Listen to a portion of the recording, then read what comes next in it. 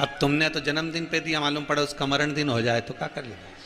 अब दिया तुमने जो किसी काम का नहीं।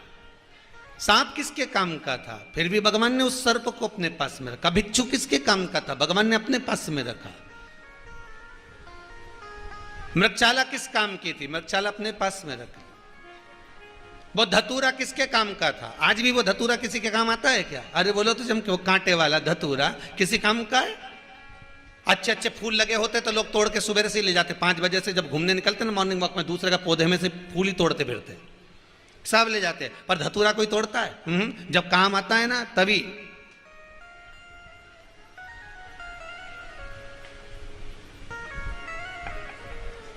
और जैसे सावन की शिवरात्रि पे लोग धतूरा ढूंढते फिर रहे थे, तो धतूरा जब काम आया तब तो जो किसी काम का नहीं, वो धतूरा किसके काम का था? कोई काम का नहीं,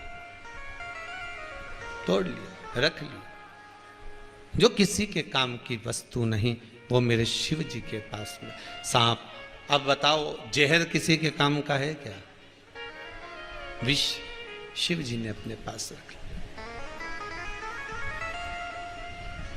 और शंकर जी ने जब अपने पास में विष को रखा, उसकी भी कीमत बढ़ गई,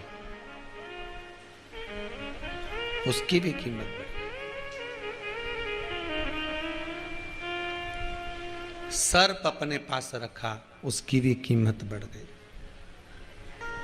नंदी, बेल, वृषभ, कीमत नहीं थी, शिवजी ने अपने पास रखा, कीमत बढ़ गई।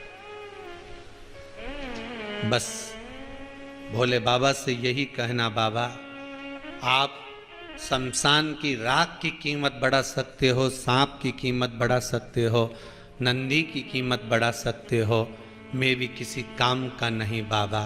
बस आपके चरण की रज मिल जाए तो शायद दुनिया में मेरी भी कीमत हो जाए। ऐसी कृपा कर दो, मेरी कीमत हो जाए, मैं काम का कुछ नहीं।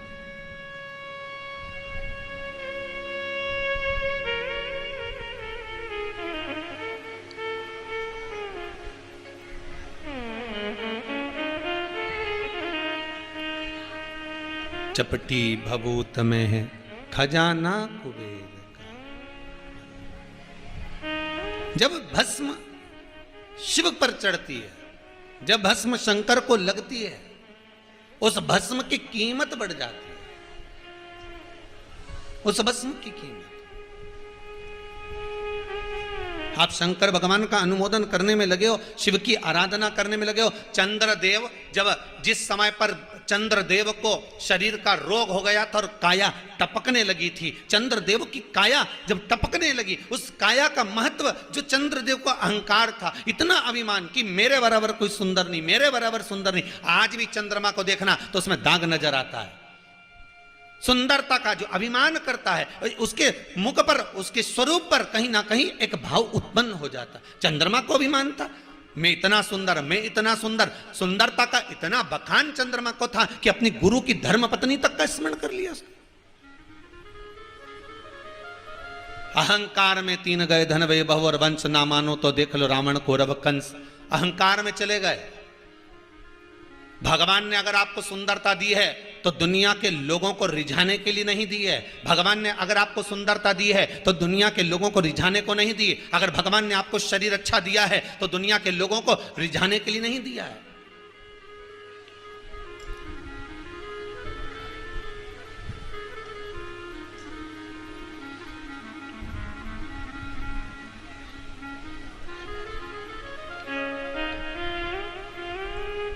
ये दुनिया के लोगों को रिझाने को नहीं दिया।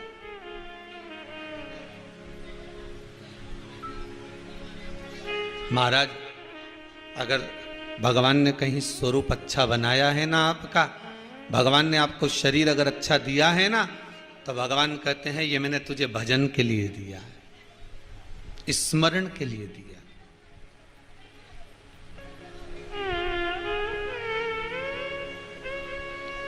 और जब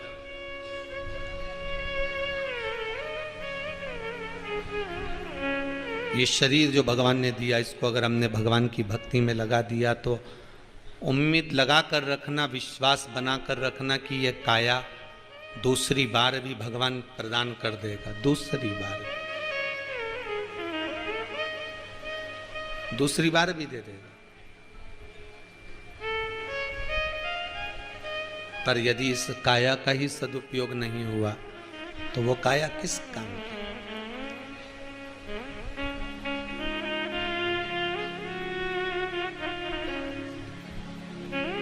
महाराज,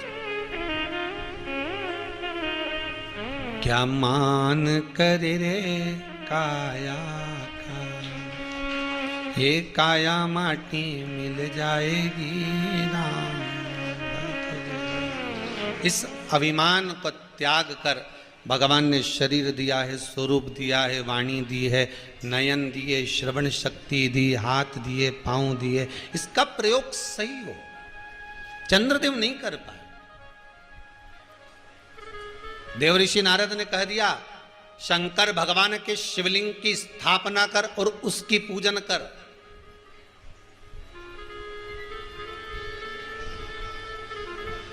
शंकर भगवान के शिवलिंग की पूजन कर। और आपसे बारंबार कहते हैं, फिर निवेदन करते हैं, भटकना मती। जीवन में अगर दुख आया है, तकलीफ आई है, कष्ट आया है, रोग आया है, बीमारी आई है, तो शंकर के चरण पकड़ लेना, शिव मंदिर में जाना प्रारंभ कर देना, शंकर की आराधना चालू कर देना। शिव मंदिर जाने पर, आराधना करने पर भी अगर दुख नहीं कट रहा तो भगवान को जिम्मेदारी मत देना। भगवान से मत कहना कि तू मेरा दुख नहीं काट रहा, हमारे कर्म हैं। भगवान भी धीरे धीरे सेट करेगा कि कैसे इसको काटना है। एकदम तो नहीं काट देगा, क्योंकि उनको भी तो सब दूर बात करना पड़े, नहीं तो ब्रह्मा जी इस्तीफा दे दे। बात करना पड़ेगी, नहीं करना पड़ेगा।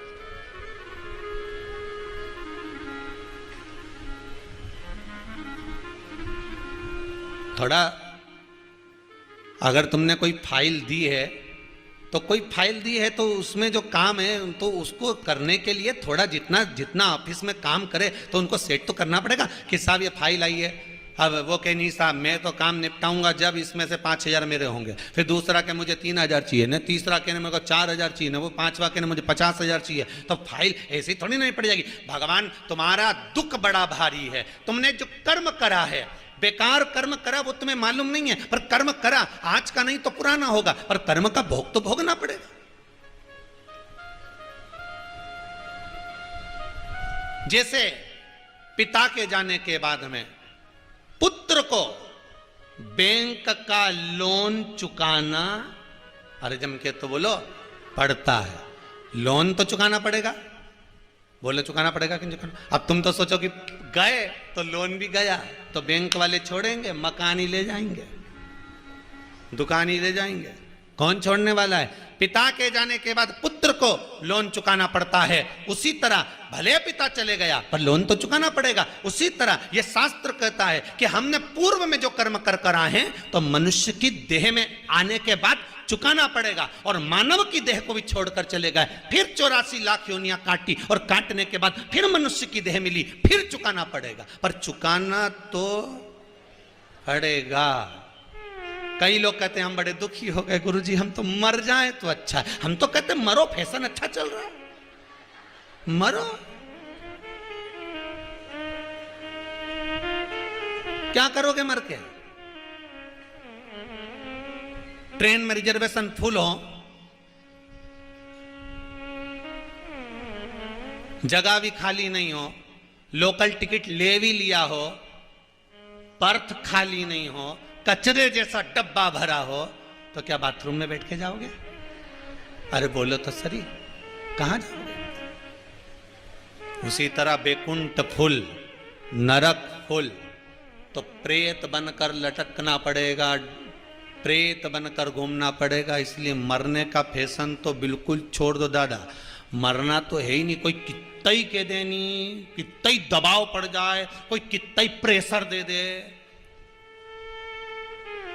कितना ही गुस्सा आ जाए, तो भी मरना नहीं है। बाहर जाके समोसे खा लो, भले कचौड़ी खा लो, पर मरना नहीं। अपने क्यों मरे? और कोई कितना ही दुख देनी, कितना ही।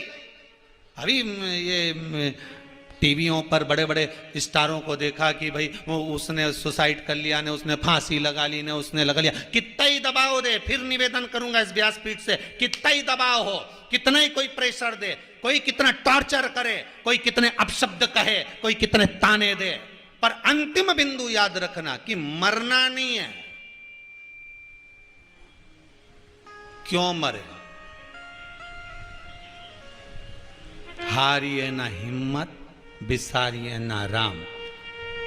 वो उनका काम है टॉर्चर करना, उनका काम है प्रेशर देना, उनका काम है आपको बार बार तकलीफ देना, पर मरने का फैशन नहीं। हम तो अब कर्म करेंगे, मेहनत करेंगे, कहीं दूसरी जगह जाकर कर लूंगा, पर मेहनत करूंगा। मेहनत भी नहीं बनेगी तो भजन करूंगा, भजन भी नहीं बनेगा तो किसी मंदिर के दरवाजे पर झाड़ू पोछा लगाऊंगा, तो कोई आता जाता 10 रुपए तो देकर जाएगा, पर मरूंगा।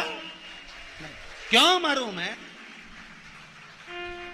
जरा सा किसी छोरी ने टेंशन दे दिया ना, छोरा निपटी गया। छोरा ने टेंशन दिया ना, छोरी निपटी गई। सास ने कुछ बोल दिया ना, बहू निपटी गई। बहू ने कुछ बोला तो डोकरी निपटी गई। कौन ने क्या तुम मरो? काहे को मरना?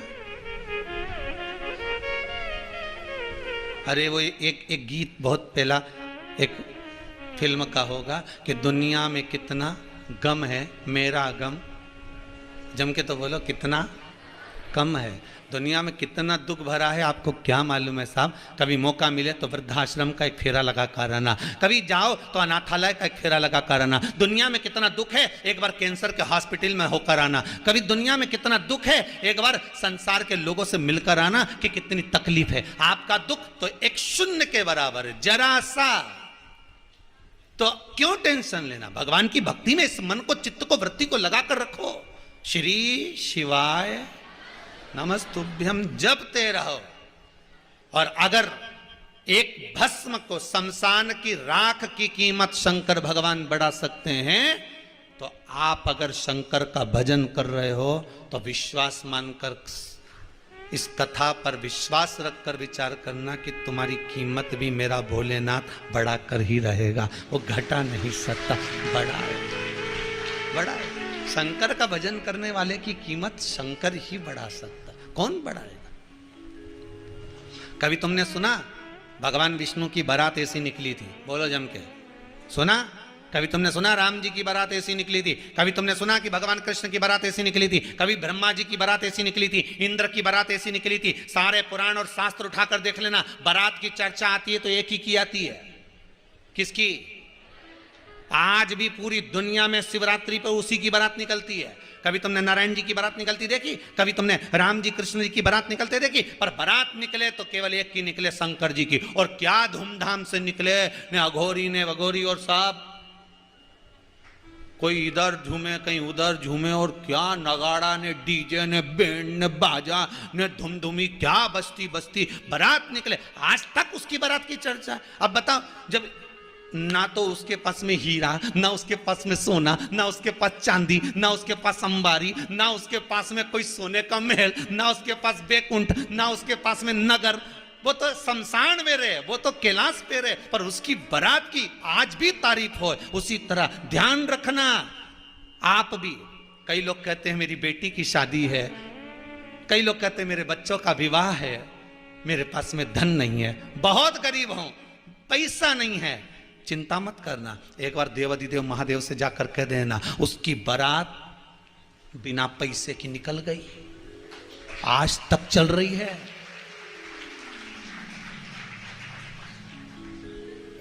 जिसको चिंता अपनी बेटी के विवाह की, जिसको चिंता, जिसको बेटे के विवाह की चिंता, वो शंकर जी पे छोड़ दो और भगवान पर छोड़कर फिर देखना कि शादी कैसी होती है। पैसा घर में 15 दिन पहले भी नहीं होगा, पर बेटी की शादी जब होगी तो पूरे मोहल्ला और पूरी समाज और पूरे घर के जितने कुटुंब वाले हैं सब दांत तले उंगली दबाते रह जाएंगे। दबा के रखा होगा डोकरी ने, अब निकल रहा है। पहले तो रोती फिरती थी, 1 रुपया नहीं, रुपया नहीं, रुपया नहीं। अब कहां से आए? इतना जोरदार फंक्शन कर रही है, इतनी जोरदार शादी कर रही है, उसके पास में कुछ भी नहीं है।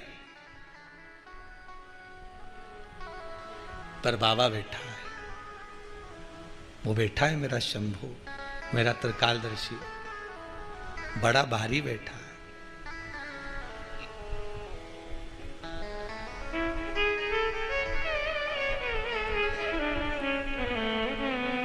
क्यों रोए हम? तेरे दरबार की बाबा निराली शान देखी है, तुझे देते नहीं देखा पर झोली भरी। हम क्यों?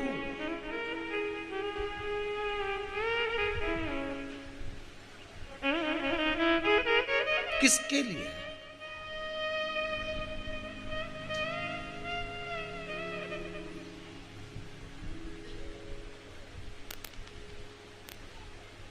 उसके भरोसे पर ये भरोसे के पत्र है, लो पढ़ो।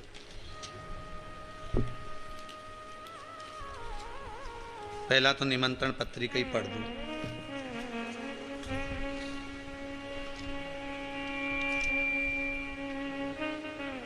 इंदौर से हैं आशा जी, कहाँ है, खड़ी होंगे? बहुत बहुत साधुवाद, आपको बधाई हो। इंदौर से आई हैं आप, बेटी का रिश्ता टूट गया था। हम एक बेलपत्र चढ़ाओ, पर वो आखी होना चाहिए।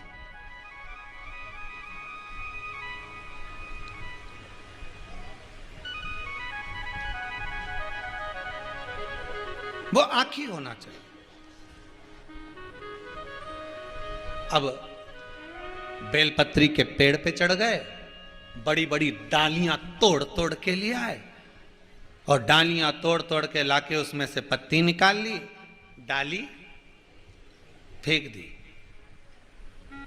अब जिसने अच्छे से शिव महापुराण की कथा सुनी होगी उसको मालूम होगा कि बड़ी डाली में से पत्तियों को तोड़ने के बाद डाली जितनी देर तक घर के द्वार के पास में पड़ी रहती है उतना ही श्राप देती है।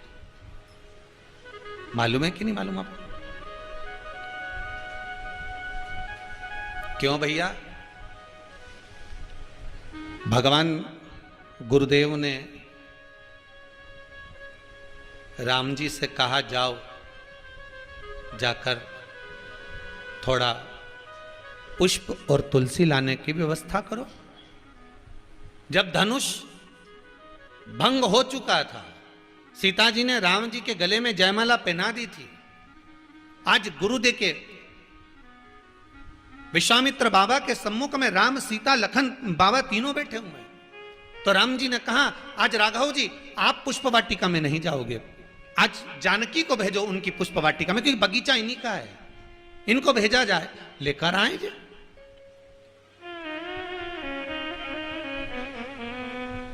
ये जाएं और पुष्प वाटिका से तुलसी लाएं, फूल लाएं, हमें सेवा करना है शालिग्राम जी की। माता जानकी जब पुष्प वाटिका में पहुंची तुलसी और पुष्प लेने के लिए, मां जानकी जब पुष्प को उतार रही थी, माता का हवा में पल्लू उड़ गया, और उड़ा, जब पल्लू उड़ा तो तुलसी जी के क्यारे पर गया। तुलसी जी के क्यारे के पत्ते कुछ नीचे गिर गए, जैसे ही आगे बढ़ी पल्लू से पत्ते नीचे गिर गए। जानकी मैया फूल और तुलसा लेकर आई, राघव जी के हाथ में दिया, राघव जी ने गुरुदेव के हाथ में दिया। गुरु जी जैसे ही शालिग्राम जी को चढ़ाने लगे तो तुलसी के पत्ते रोने लगे। अब तुलसी के पत्ते रो रहे हैं, तुलसी के पत्ते जब रुदन कर रहे हैं, तुलसी के पत्ते जब रो रहे हैं, तो पूछा गया, विश्वामित्र जी ने पूछा, आप क्यों रो रहे हो? आप किस लिए रो रहे हो? क्या हो गया? तुम्हारे रोने का कारण क्या है? क्यों रो रहे हो? तुलसी के दल कहते हैं कि जानकी मैया फूल और पत्ती लेकर तो आई, परंतु हमारी कई सहेलियों को जमीन पर पटक कर आ गई। सीता जी को इसका दोष लगेगा, क्योंकि हमसे विचलित करा है इनने। क्या करा जाए? जानकी जी को भेजा जाए वापिस। तुलसी के दल को जानकी मैया फिर जोड़े, उस तुलसा जी के पौधे में। माता जानकी तुरंत गई तुलसी के पौधे के पास जाकर निवेदन करा है माता जानकी ने, है तुलसी महारानी, है मां कृपा करिए, आपके दल आपके पत्ते आज मेरे साड़ी के पल्लू से नीचे गिर गए, क्षमा करिए, क्षमा करिए। वो माता ने उस दल को वापस लगाया। शालिग्राम जी को उस दिन तुलसी नहीं चढ़ी, नहीं चढ़ी। इसलिए आज भी हमारे यहां कई बार कह देती हैं माताएं, आज रविवार है, तुलसी मत तोड़ो। बच्चे पूछते हैं मां रविवार को तुलसी क्यों नहीं तोड़ना चाहिए, तो कहा दिया जाता है सुना है, पर उनको बताओ कारण था, इसलिए नहीं चढ़ी, कारण था, इसलिए समर्पित नहीं। आप बेलपत्री को अगर उतारना है पौधे में से, डाल में से, वृक्ष में से बेलपत्री तोड़ना है तो पत्तों को उतारिए, डालियां मत तोड़िए। डालियां ले जाने के बाद, पत्ते निकालने के बाद आप डाली को ले जाकर जहां पटकोगे वो श्रापिता देगी कि मैं अच्छी खासी भगवान की सेवा में लगी थी पर इसने मुझे सेवा से वंचित कर दिया। वो डाली में फिर पत्ते लगेंगे और पत्ते लगते ना जाने कितने बार शंकर जी को चढ़ते, पर तुम्हारे कारण वो डाली टूटी, तुम्हारे कारण तुमने उसको वंचित कर दिया सेवा से, उसका दोष तो लगेगा। अब तुम तो खुश हो गए, 108 चढ़ाया मैंने तो तुलसी बेलपत्र, 108 चढ़ाया मैंने तो अब की हरतालिका तीज पे 500 चढ़ाया, मैंने तो शिवरात्रि पे 500 चढ़ाया, मैंने तो 1.25 लाख बेलपत्री चढ़ाई, मैंने तो ये चढ़ाई, तुमने तो चढ़ाई, पर वो के बाद वो जो डाली जिसमें कांटे लगे हुए थे, तूने तो पत्ती तोड़कर पटक दी, उसको किसी काम की आई? अरे बोलो तो नहीं आई। उसका दोष कौन को लगेगा?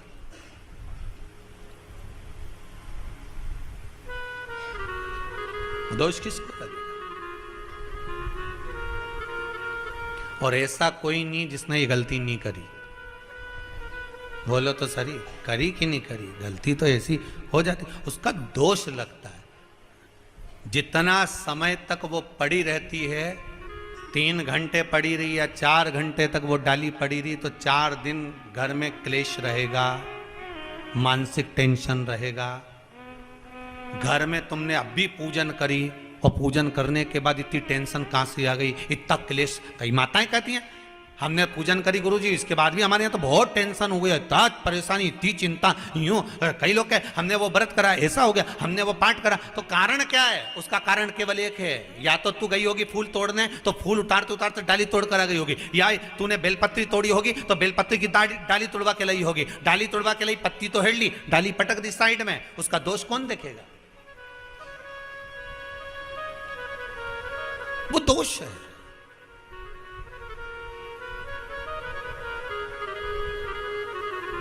हम देते तो इतना सा है और लेने का प्रयास बहुत हो जाता है। जब जब गणेश मंदिर जाए, जब तक जगदम्बा के मंदिर जाए, बिजासन पे जाए, देवास वाली तुलजा भवानी पे जाए, सलकनपुर जाए, जब जब माता के मंदिर जाए तो लेके तो इतनी सी चुंदड़ी गई नारियल में लपेट के, और वहां जब दी तो अरमान ये लेके बैठी है कि पंडित जी के पास इतना सा लड्डू आ रही है तो 2-4 मेरे को दे देंगे, देना प्रसाद, जरा देना जरा प्रसाद। और पंडित जी ने जब इतना सा प्रसाद दिया ना, बताओ, इतना लड्डू पड़ा था गणेश जी के मंदिर में, इतना लड्डू चढ़ा था गणेश जी के मंदिर में, इतनी सारी माता जी के पास में चुनड़ियां रखी हैं, तो माता जी की चुनड़ी मुझे उठा के दे देता, पिना देता, पर उन्हें नहीं दी, थोड़ी दी। आशा तो तुम्हारे पास में बहुत सारी है, और दिया कितना तुमने? थोड़ा। लेने की आशा, मना नहीं, आशा लगाओ, पर शास्त्र कहता है कि फिर उतना समर्पण भी होना चाहिए। बेलपत्री चढ़ाओ, डाली नहीं टूटना चाहिए, डाली लगे रहने दो, पत्ते उतारो, और अगर डाली तोड़ी भी है तो कोमल वाली जो डाली होती है उसको निकाल लो, फिर कर सकते हो। पर जो बड़ी डाली हो जिसमें और आस लगी हो कि इसमें और पत्ते लगेंगे, और पत्ते आ जाएंगे, शिव जी पे और चढ़ेंगे, उसको तोड़कर इकट्ठा कर लेना, ये कहीं की सहजता की बात। महाराज शिव उपासना में भक्ति का बल। महाराज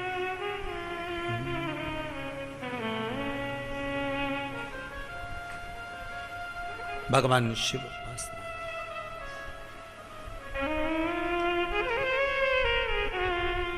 जब भी जन्म मिलेगा सेवा करेंगे तेरी, कहते तुमसे बाबा शरण रहेंगे तेरे।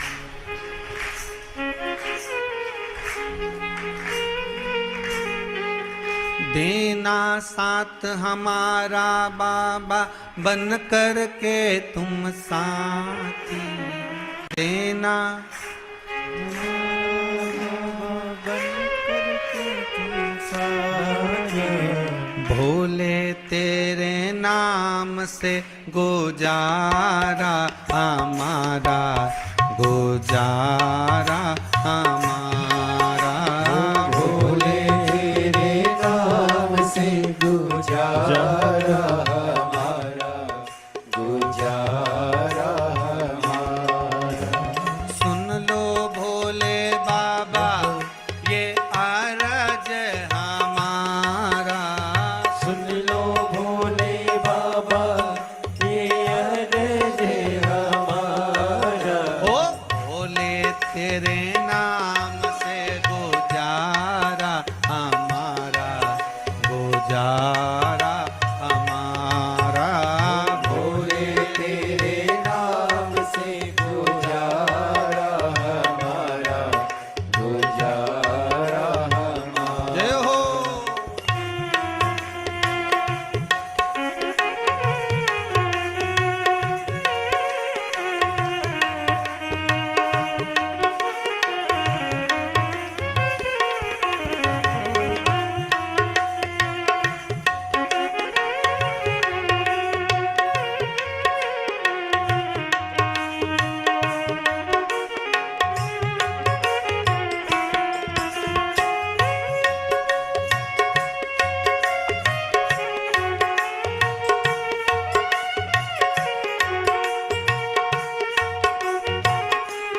हर भोले।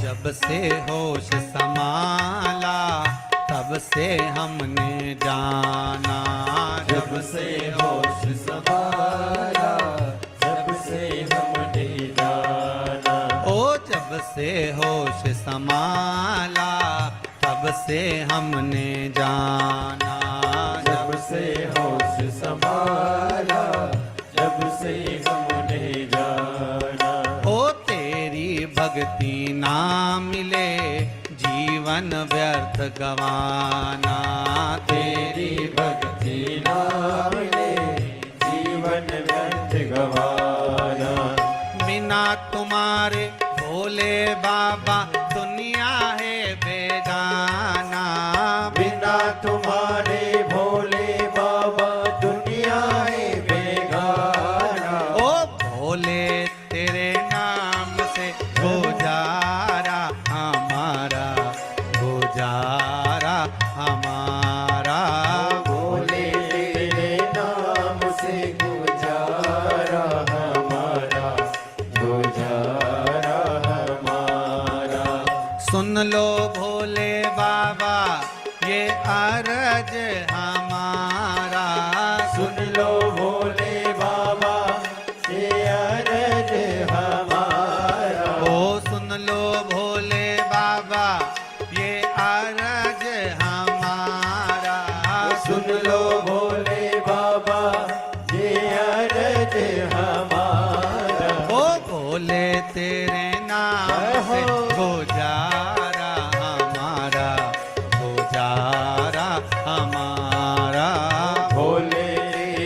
नाम से गुजारा हमारा, गुजारा हमारा। जय हो जय हो हर भोले।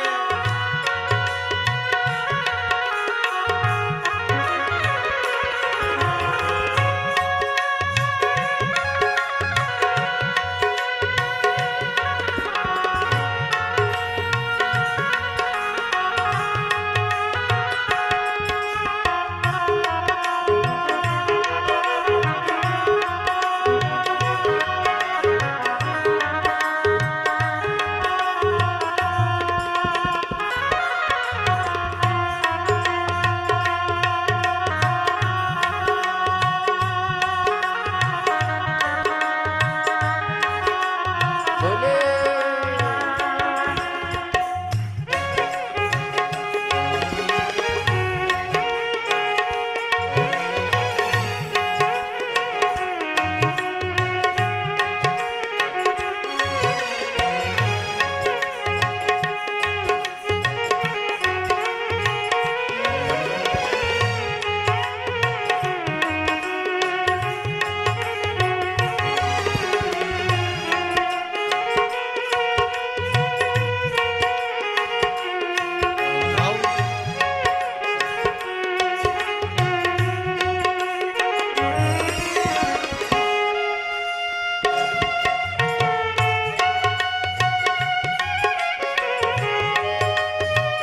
जय हो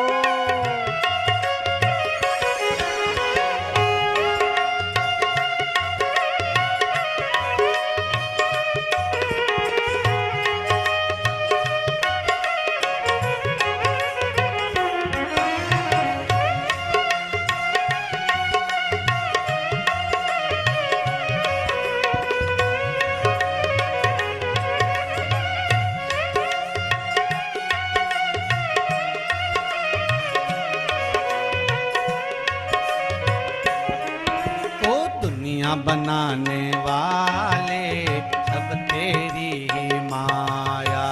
दुनिया बनाने वाले सब तेरी है माया। ओ दुनिया बनाने वाले सब तेरी ही माया। ओ दुनिया बनाने वाले सब तेरी है माया। ओ सूरज चांद सितारे सब तूने बनाया। सूरज चांद सितारे सब तूने बनाया। आशीर्वाद तुम्हारा भोले हे संकट को हारा।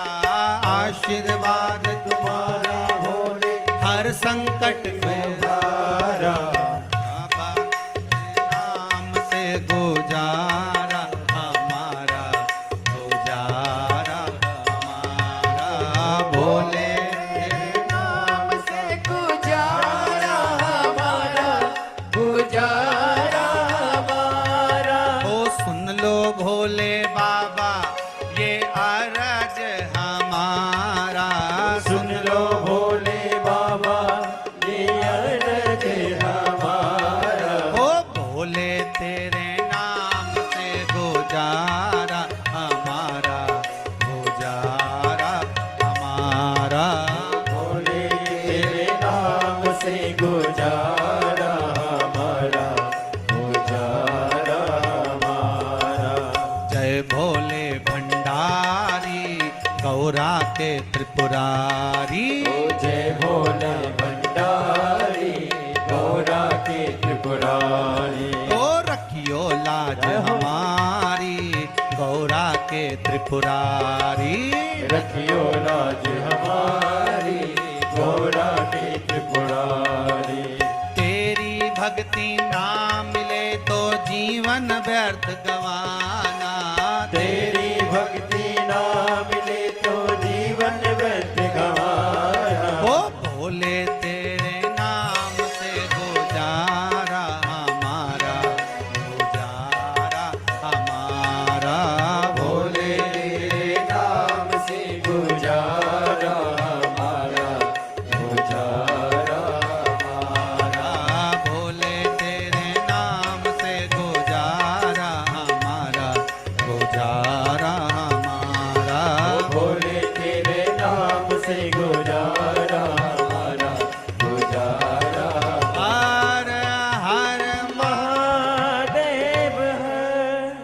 शिव की कथा कहती है, भगवान की भक्ति में इस चित्त को, इस मन को, इस भाव को, इस दृष्टि को लगा कर रखोगे तो जीवन की सार्थकता अपने आप सिद्ध हो जाएगी, अपने आप सिद्ध। महाराज शिव कथा कहती है, एक साहूकार की 2 बेटियां महाराज, और साहूकार की 2 पुत्रियां। एक बेटी पूर्ण व्रत कर रही और एक आधा व्रत कर रही, अधूरा व्रत। एक पूरा व्रत कर रही है, एक आधा व्रत कर रही है। 2 बेटियां हैं। फिर निवेदन करेंगे, जो भी व्रत करो, जो भी प्रयोग करो, उसमें थोड़ा चढ़ाओ पर पूरा चढ़ाओ। एक बात हमेशा याद रखिए, मान लो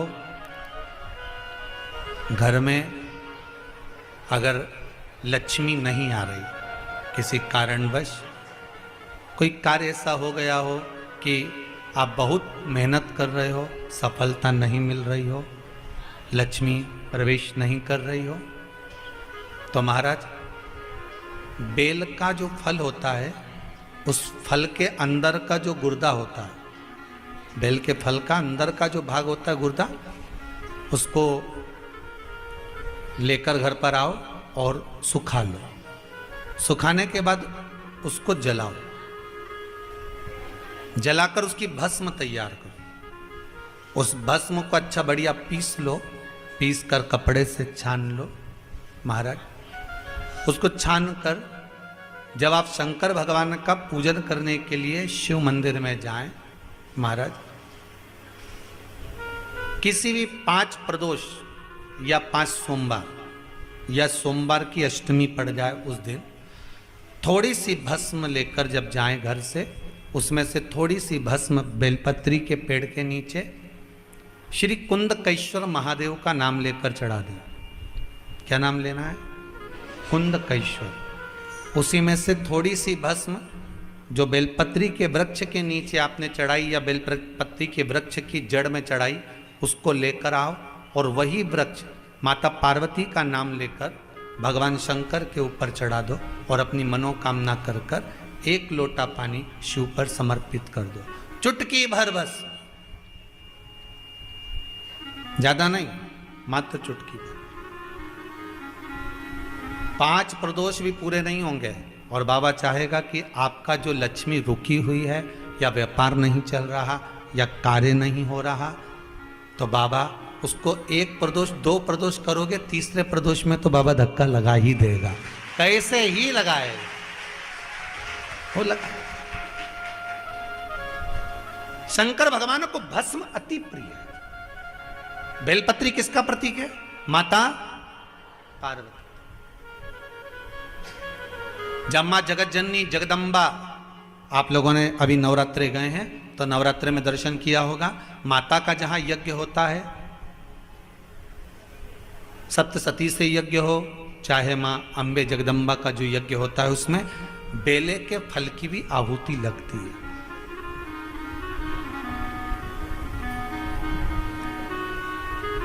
उस भस्म की बड़ी प्रबलता। बेल का जो गुर्दा होता है, उस गुर्दे की जो भस्म तैयार करी जाती है, उसका बड़ा महत्व है, बड़ा महत्व।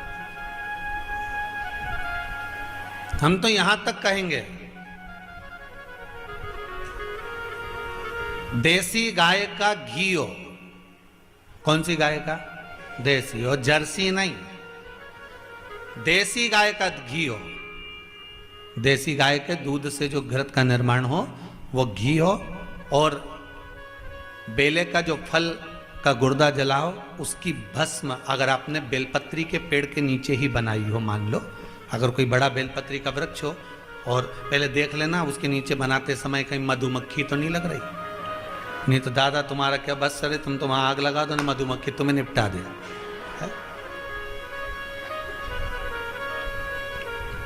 हो जाता है। एक बार हमारे वो कार्य करता है ना बंटी जी, तो वो उनके परिवार के साथ में कहीं पिकनिक मनाने गए, और पिकनिक मनाने गए तो बढ़िया उन्होंने पेड़ के नीचे कंडा जलाया बाटी सेकने के लिए। अब ये तो सेक रहे थे बाटी, ऊपर से आ गई मधुमक्खी, इनको बना दिया डबल रोटी। सब पड़े हॉस्पिटल में। तो खबर मिली, हम लोग कथा में थे कि साहब ऐसा ऐसा हो गया। हमने कहा मधुमक्खियों ने आक्रमण कर दिया। हाँ, तो गए कहाँ थे? तो क्या पिकनिक मनाने गए थे? तो भोजन घर से नहीं ले गए? कि नहीं, घर से तो दाल ले गए थे, बाल्टी तो वहीं बनाई। अब बस वो इन्हें बाटी बनाई, उन्हें डबल रोटी सेक दी। तो इसका भी ध्यान रखना, नहीं मालूम पड़े तुम लोग। तो सियोर वाला महाराज ने बोला था कि भस्म तैयार, इसलिए घर में कर लो तुम। तो रेन दो दादा, तुम हो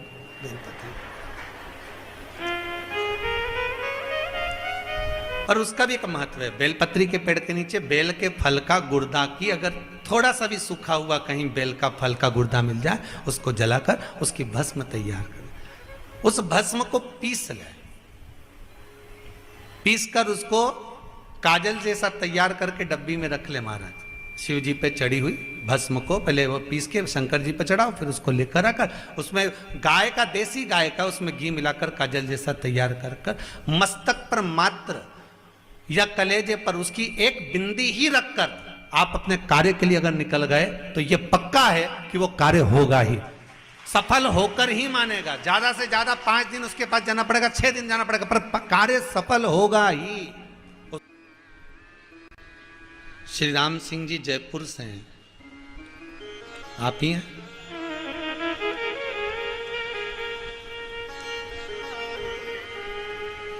माइक दीजिए।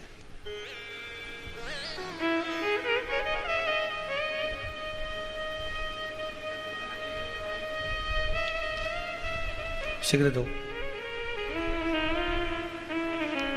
आपने लिखा है राम सिंह जी, पहले तो आपको बहुत बहुत बधाई हो कि बाबा ने आपके घर में लाला दिया है। महाराज बहुत बहुत कृपा बाबा करे हैं। क्या कृपा बाबा ने करी है राम सिंह जी? हाँ चालू है, बोलिए। श्री शिवाय नमस्तुभ्यम, गुरुदेव के चरणों में साष्टांग प्रणाम। श्री शिवाय नमस्तुभ्यम। कहाँ से आए जी? जयपुर से जी आया हूँ बाबा की सेवा में, आपके चरणों में गुरुदेव जी। मेरे बेटी और दोनों बहुओं के एक एक पुत्री थी जी। और उसके बाद हमारे एक अरदास थी मन में कि कोई ऐसा मिले जिससे कि एक बारिश कोई मिल जाए किसी भी एक को जी। तो मेरे पड़ोस में एसडीएम साहब की धर्मपत्नी पुष्पा देवी जी रहती हैं। उन्होंने कहा आप प्रदीप जी मिश्रा गुरुदेव की कथा सुनो, वो उपाय बताते हैं, वो करो जी। सुन करके उसके बाद मैंने तभी से ही प्रदोष व्रत प्रारंभ किया जी। और गुरु के चरणों और बाबा की कृपा से मेरे बड़े पुत्र को पुत्र पैदा हुआ, जिस खुशी के आंसू मेरी आंखों में नहीं रोक पा रहा हूँ। बैठिए, बहुत बहुत साधुवाद, बैठिए। बहुत बहुत धन्यवाद कि आपने अपने बेटे का नाम जो पोता हुआ उसका नाम भी शिवाय रखा है। जय हो जय हो जय हो। विराज जी बहुत बहुत साधुवाद, बैठिए। गुरुदेव के चरणों में साष्टांग प्रणाम नमः मेरा। शिवाय, नमः शिवाय। श्री शिवाय।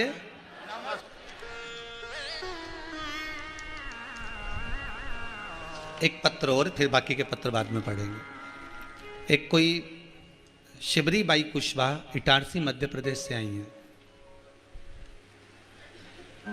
नमः शिवाय। आपने लिखा है दीदी, इटारसी मध्य प्रदेश से आई हूँ। कुछ समय पहले मेरे पुत्र के लीवर में बहुत तकलीफ हो गई थी। डॉक्टरों ने भी हाथ खड़े कर दिए थे कि आपके बेटे को घर ले जाइए। फिर मैंने आपकी कथा सुनी, तब आपने पशुपतिनाथ का व्रत उपाय बताया था, तो मैंने सारे उपाय करे थे। अब मेरे बेटे की, आपकी और महाकाल की बाबा की कृपा से काफ़ी तबीयत ठीक है। अब डॉक्टर भी कह रहे हैं कि उसको आराम लग चुका है। बाबा की कृपा है। बहन कहाँ से आई हैं आप? इटारसी से आए, 12 बंगला से। माइक पास में रखिए। इटारसी 12 बंगला। डॉक्टरों ने क्या बोल दिया था? कि अब ले जाओ, ये ठीक नहीं होगा। नहीं होगा। हाँ, अब अभी अवस्था ठीक है उसकी, बच्चे की बहुत अच्छा है, पहले से आराम है। हाँ। बस तो बाबा ने उसको हाथ पकड़ लिया ना, अब आप चिंता मत करो, बाबा उसको ठीक कर देगा। हर हर श्री शिवाय नमस्तुभ्यम। श्री शिवाय नमस्तुभ्यम। बहन बैठिए बैठिए। बहुत पत्र हैं और आप लोगों का प्रेम है। फिर निवेदन करेंगे इस भूमि से ना तो कोई भभूत दी जाती है, ना बेल दी जाती है, और ना हम आपसे ज़्यादा मिलते हैं। यहाँ रुकने वाले भी जानते होंगे, बस श्री शिवाय नमस्तुभ्यम जरूर बोलते हैं मिलकर, पर इसके सिवाय ना तो कुछ बताते हैं, ना आपसे कुछ पूछते हैं। ये जरूर पूछते हैं कि आप कैसे हैं, भोजन किया नहीं किया, कहाँ से आए हो, कैसे हो। पर शंकर की कथा के जो प्रयोग हैं, भले दुनिया के लोग इसको टोटका कहते हो, दुनिया के लोग टोना कहते हो, वो दुनिया की सोच है, हमें उससे कोई फर्क नहीं पड़ता। पर इतना जरूर है कि मेरे वेद व्यास जी ने इस शिव महापुराण में एक एक उपाय अगर लिखा है, और संसार के व्यक्ति को अगर वो उपाय मिल रहे हैं और वो कर रहे हैं, तो उनका अगर लाभ हो रहा है तो मेरा शंकर ही कर रहा है। दुनिया भले इसको टोना कहे, टोटका कहे, उनकी मर्जी पड़े जो कहे, और दुनिया के लोग कितनी भी उंगली उठाएं, कोई फर्क नहीं पड़ता। क्योंकि एक उंगली अगर कोई उठाता है किसी पर, तो ये 3 उंगलियां उसकी ओर जाती है। पहले अपने अंदर झांक कर देखो कि तुम कैसे हो। अब दुनिया के लोग उसको उपाय को वो टोना कह दे, टोटका कह दे, पर शिव महापुराण का एक एक उपाय ये दुनिया के लोगों ने छुपा कर रख दिया था शिव पुराण को, पर शिव महापुराण के माध्यम से अब ये जो धीरे धीरे धीरे धीरे जनता के बीच में, जनमानस में पहुंच रहे हैं, और दुनिया के लोग जो उपाय कर रहे हैं उससे उनको जो लाभ मिल रहा है, उसकी सबसे बड़ी खुशी मेरे वेद व्यास जी को होगी कि मैंने जो लिखा था आज वो काम कलयुग में आ रहा है। फिर निवेदन करूंगा, ये सारे पत्र जो यहाँ पर आते हैं मैं यहीं छोड़कर जाता हूँ। आपको विश्वास ना होता हो तो इनमें सबके नाम लिखें, नंबर लिखें, आप आराम से उनसे मिल सकते हो, जुल सकते हो, सबके पत्रों का स्मरण कर सकते हो कि कितनी कृपा मेरा विश्वनाथ करता है। पर भरोसो दृढ़ इन चरण न करो, बस विश्वास अगर पक्का है तो परमात्मा को मिलने में देरी नहीं होगी। आज भी किसी ने कहा, गुरुदेव कथा कहाँ आपने, आज की कथा तो 11 से 2 है, और कथा आपने 22 और 23 तारीख की रात्रि को 10 बजे से 1 बजे तक रख दी, कौन सुनेगा? आपने इतनी देर से कथा रख दी। हमने कहा सुनने वाले तो कल मालूम पड़ेगा कि 10 से 1 में कितने सुनते हैं, वो तो कल देखे। आनंद लीजिए शिव महापुराण का, मालूम पड़े जब सारी दुनिया के लोग भगवान की एक बंसी की तान सुनने के लिए आधी आधी रात को जब ब्रजभूमि के उस यमुना के घाट पर जा सकते हैं, तो क्या आपने अपने घर में टीवी चलाकर मोबाइल पर क्या कथा नहीं देख सकते? शिव महापुराण की कथा श्रवण नहीं कर सकते? भगवान की पावन कथा का रस स्वादन स्मरण हो, क्यों ना करें? भजन का कोई समय नहीं होता, स्मरण का कोई समय नहीं है। महाराज एक राख भभूत की भी कीमत बढ़ जाती है भगवान शिव से लगकर, एक शमशान की भस्म की भी कीमत बढ़ जाती है शिव से लगकर। तो क्या आप और हम भगवान से जुड़ेंगे, उनका स्पर्श करेंगे, उनको जल चढ़ाएंगे, उनको धतूरा चढ़ाएंगे, बेलपत्री चढ़ाएंगे, तो क्या हमारी कीमत नहीं बढ़ेगी? चोर को कुबेर बना देता है वो, चोर को कुबेर, क्यों ना कीमत बढ़े? जीवन में अगर दुख हो ना, तो एक बार शंकर की शरण में जरूर जाना, इस शिव महापुराण पर विश्वास कर कर एक बार उसका स्मरण जरूर करना। और अंदर मंदिर में भी तुम्हें शर्म आए, नहीं जा सकते, हमारे दोस्त क्या कहेंगे? आजकल फैशन है ना कि अगर मम्मी मैं पानी चढ़ाने जाऊंगा तो मेरे दोस्त मेरे ऊपर कमेंट करेंगे, क्या कहेंगे कि बताओ इतना पढ़ा लिखा जल चढ़ाने जा रहा है। अगर मैं अच्छे कपड़े पहनकर और इतनी टिपटाप रहने के बाद, इतनी पढ़ने के बाद भी अगर मैं मंदिर जाऊंगी तो मेरी सहेलियां क्या कहेंगी? अरे आग लगे बस्ती में, अपन रहो मस्ती में। इसमें एक पत्र है जिसमें एक माता ने लिखा है कि उसके बच्चे का जॉब नहीं था, वो बेटी हो गया, पत्र ढूंढूंगा तो समय लगेगा। जो बेटी हो तो हाथ उठा देना भाई, जिसने पत्र लिखा छोटा सा कि मेरे बच्चे का जॉब नहीं था और सरकारी जॉब लग गया, भेजा है किसी ने।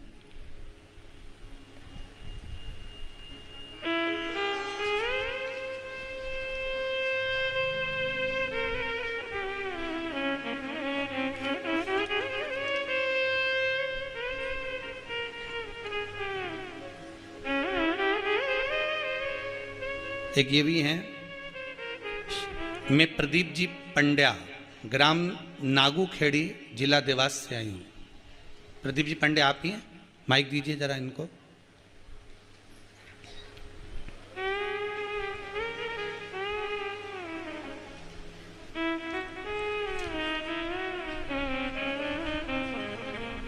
शीघ्र पहुंचाइए। प्रदीप जी पंड्या जी, बहुत बहुत धन्यवाद। आप तो हमारे नाम राशि हैं, बड़े बाबा की कृपा हुई है।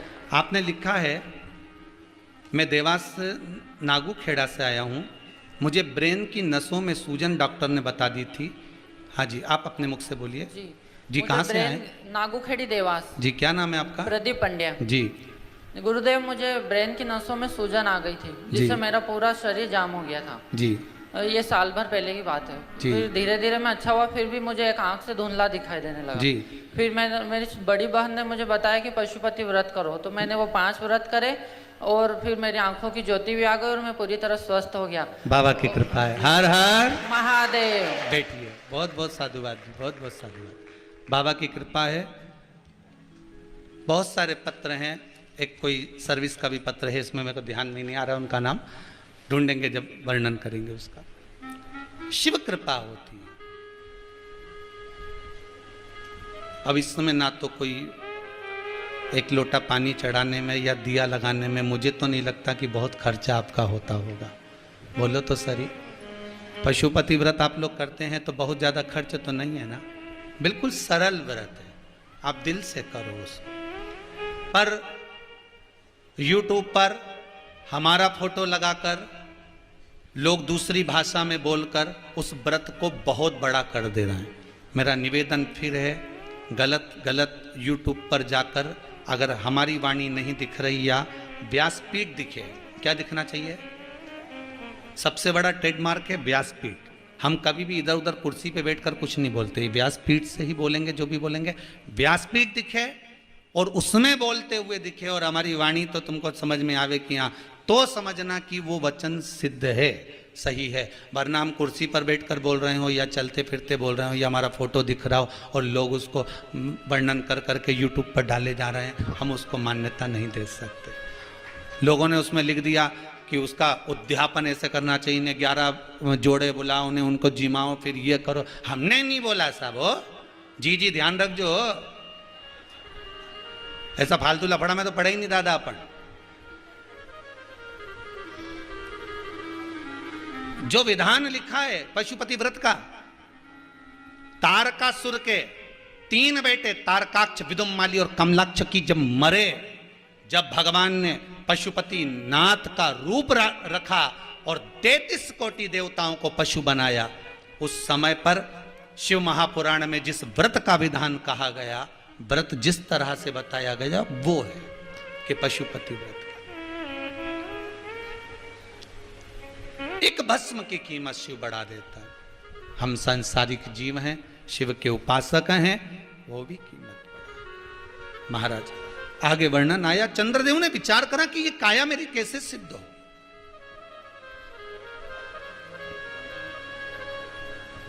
देव ऋषि नारद चंद्रदेव से कहते हैं, शंकर भगवान को भस्म समर्पित करो। क्या चढ़ाइए?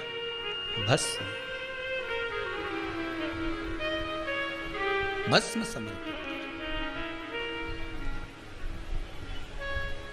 उस भस्म का जो प्ररूप है, उस भस्म का जो स्वरूप है, वो सुख देने वाला। महाराज भस्म शिव महापुराण की कथा में वर्णन किया था कि कितने तरह की भस्म होती है और कहां कहां चढ़ाई जाती है। उस भस्म का क्रम क्या है, आप लोग अगर पहले नहीं सुने हैं तो उसको निकाल कर सुनना यूट्यूब पर कि भस्म का क्रम क्या है, भस्म का स्वरूप क्या है। बखान क्या करूं मैं राखों के ढेर का, चपटी भभूत में है खजाना कुबेर का। हे गंगधार मुक्ति द्वार ओमकार तू, बोले ओंकार तू। आयो शरण तिहारी भोले तार तार भगवान शिव की भस्म का भी स्वरूप स्वयं देवर्षि नारद के कहने पर चंद्रदेव अपनी काया को श्रेष्ठ करने के लिए भस्म शंकर को समर्पित कर भगवान शिव को भस्म चढ़ा रहे और होना शिव की भक्ति का।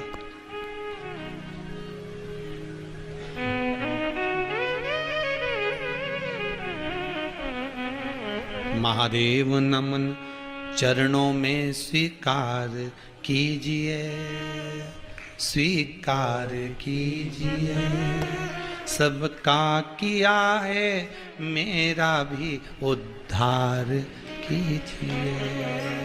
हे शंभो, जब संपूर्ण विश्व का आप कल्याण कर सकते हो तो मेरे लिए क्यों ना, मेरे लिए क्यों ना।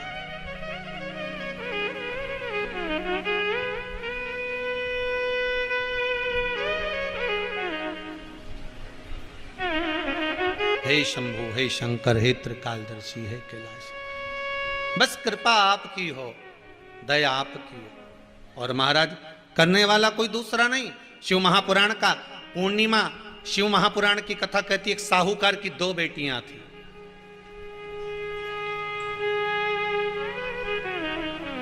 दोनों पूर्णिमा का व्रत करती थी,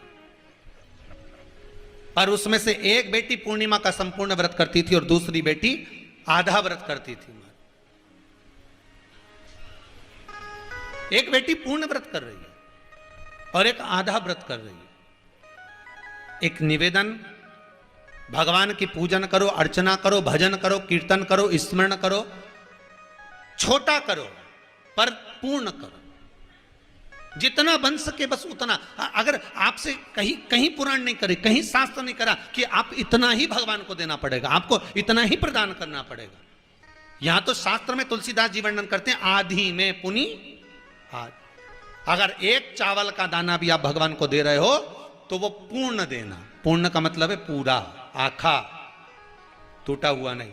बेलपत्री अगर आप 50 नहीं चढ़ा सकते, 100 नहीं चढ़ा सकते, 21 नहीं चढ़ा सकते, 11 नहीं चढ़ा सकते, एक बेलपत्र चढ़ाओ पर वो आखी होना चाहिए।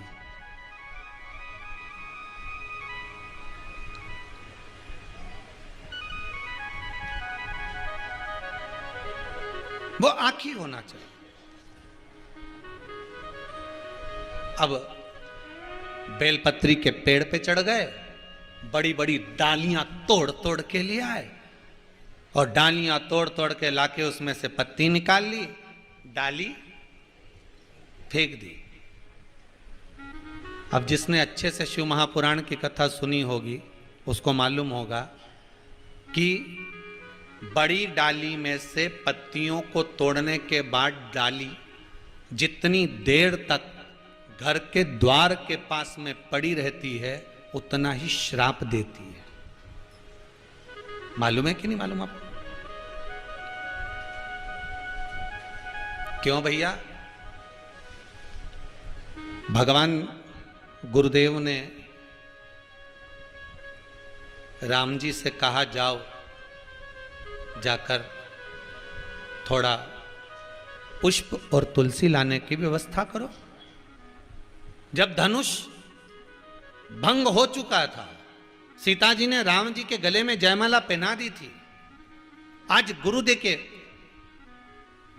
विश्वामित्र बाबा के सम्मुख में राम, सीता, लखन बाबा तीनों बैठे हुए हैं। तो राम जी ने कहा आज राघव जी आप पुष्प वाटिका में नहीं जाओगे, आज जानकी को भेजो उनकी पुष्प वाटिका में, क्योंकि बगीचा इन्हीं का है, इनको भेजा जाए, लेकर आए जे।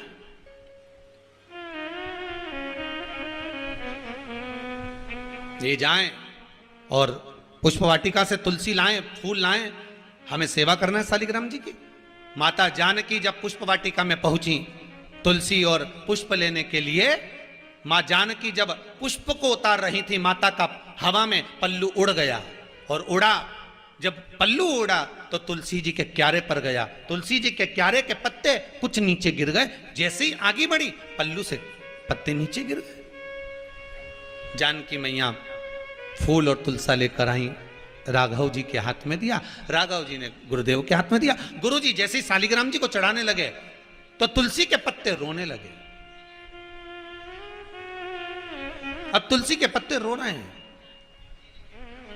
तुलसी के पत्ते जब रुदन कर रहे हैं, तुलसी के पत्ते जब रो रहे हैं तो पूछा गया, विश्वामित्र जी ने पूछा, आप